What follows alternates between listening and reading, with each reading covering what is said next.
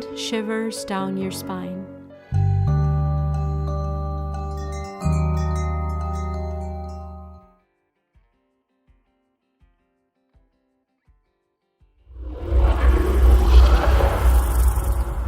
It was Christmas Eve and Sam sat in his car, parked under a street light in his neighborhood. He held his phone in his hand, Ryan's voice coming through loud and clear as he spoke.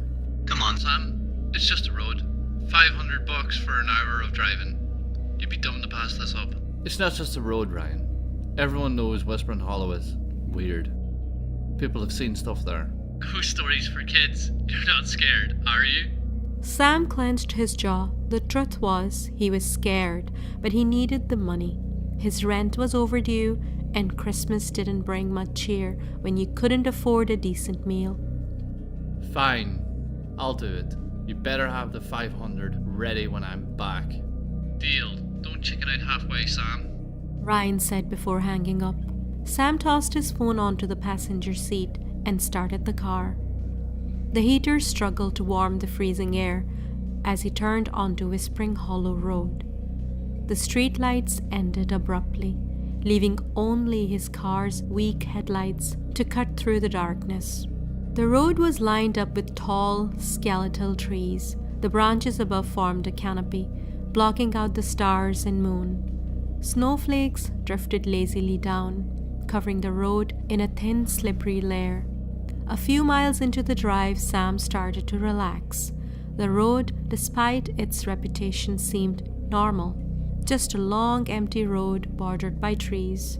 The occasional gust of wind rattled the bare branches above, but nothing about the place felt particularly eerie. "This isn't too bad," he muttered to himself, keeping his eyes on the narrow road ahead. Sure, it was dark and quiet, but it was just a road. As the minutes ticked by, though the drive began to feel monotonous, the trees all looked the same, and the road seemed to stretch endlessly into the night. The only sound was the hum of his car engine and the occasional crunch of snow under the tires. That's when he saw a young girl standing on the side of the road. She wore a pale dress, far too thin for the freezing cold, and her shoulders shook as though she was crying.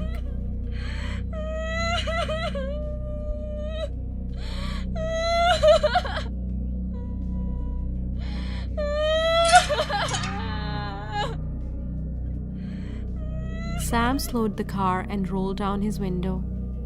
Hey, are you okay? What are you doing out here alone? Her face was pale, her eyes red from crying. I live nearby. I hurt my leg and I can't walk home. Sam hesitated, glancing at the empty road ahead. All right, get in. I'll give you a ride. She climbed into the car. Sam turned the heater up and started driving again. What's your name? He asked, trying to make a conversation. Victoria Thompson. How old are you, Victoria? I'm 10. She said, staring straight ahead. Sam glanced at her as they drove through the dark, silent road. Something about the situation gnawed at him. How did you hurt your leg, Victoria? And why are you out here all alone at this time? He asked, trying to keep his voice calm. Victoria didn't reply. She kept staring straight ahead, her face expressionless, as if she didn't even heard him. Sam shifted uncomfortably in his seat. The silence felt heavier now, but he decided not to push her. Maybe she was too upset or scared to talk, he thought, and he focused back on the road. They drove in silence for a while. The hum of the heater was the only sound. Sam couldn't shake the feeling that there was something strange about her, something he couldn't quite put his finger on. Her dress looked old, almost like something from a costume, and her pale hands rested stiffly in her lap, unmoving. It made him uneasy, but he shook the thought away. After a few minutes, Victoria pointed to a narrow path disappearing into the woods. Can you drop me off here? My house is just down the road. Are you sure? It's really dark. I can walk down with you. No. She said, quickly, almost too quickly. It's fine. You don't need to. My house is just a little way down the path. Sam hesitated, her sudden urgency catching him off guard.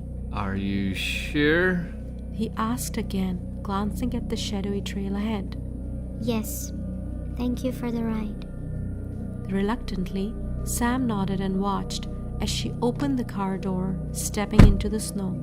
She limped towards the dark trail without looking back, quickly disappearing into the shadows of the trees.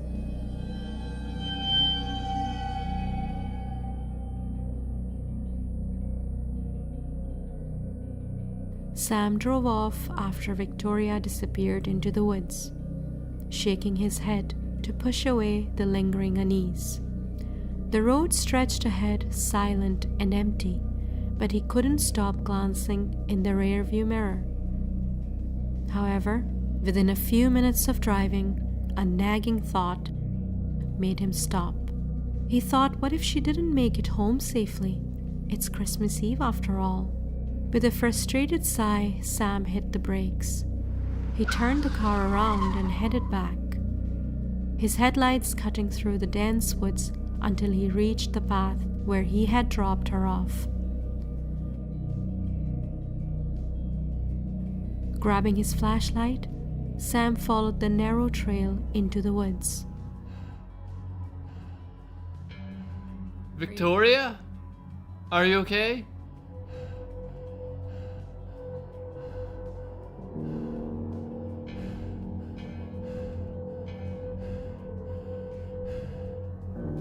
Victoria?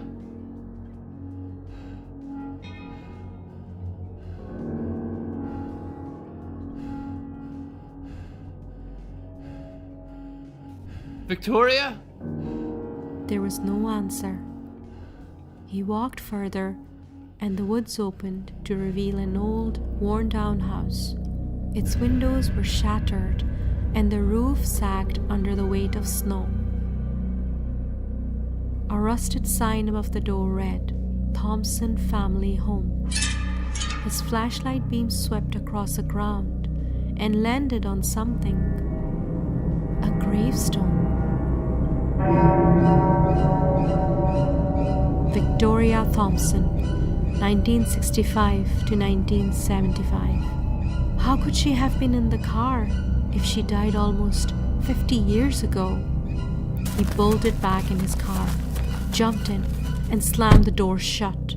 The engine roared to life, and he sped down the road.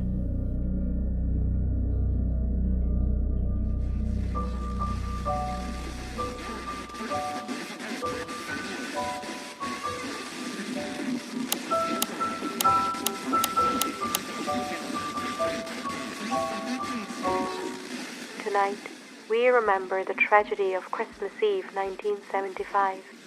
The Thompson family was found dead in their home.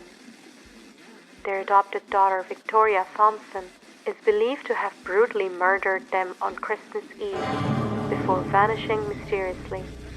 Weeks later, her body was discovered in the garden, her leg badly mutilated. She was buried near the family home. The mystery of Victoria Thompson remains unsolved. Some say her spirit still roams Whispering Hollow Road, looking for her next victim.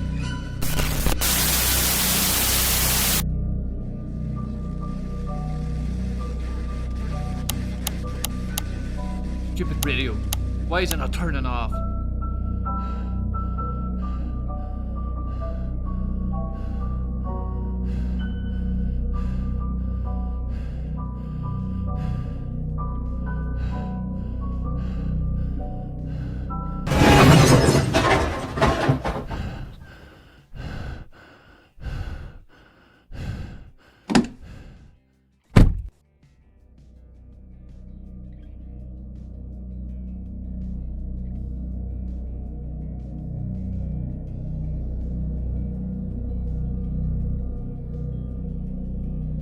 He jumped out and looked around, but there was nothing, no one. He was sure that he hit something or someone. Catching his breath, he climbed back in.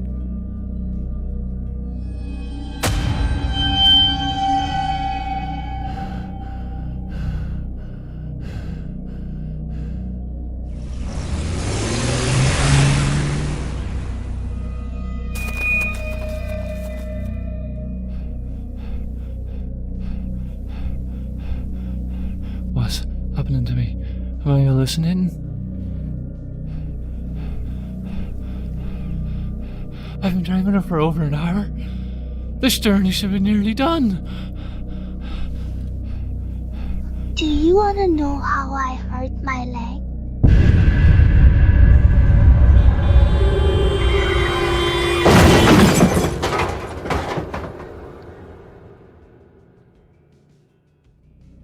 When authorities found the vehicle the next morning, the driver's seat was empty.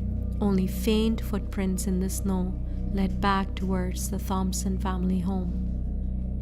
Like many others who dared to cross the Whispering Hollow Road, Sam also never returned to see the daylight.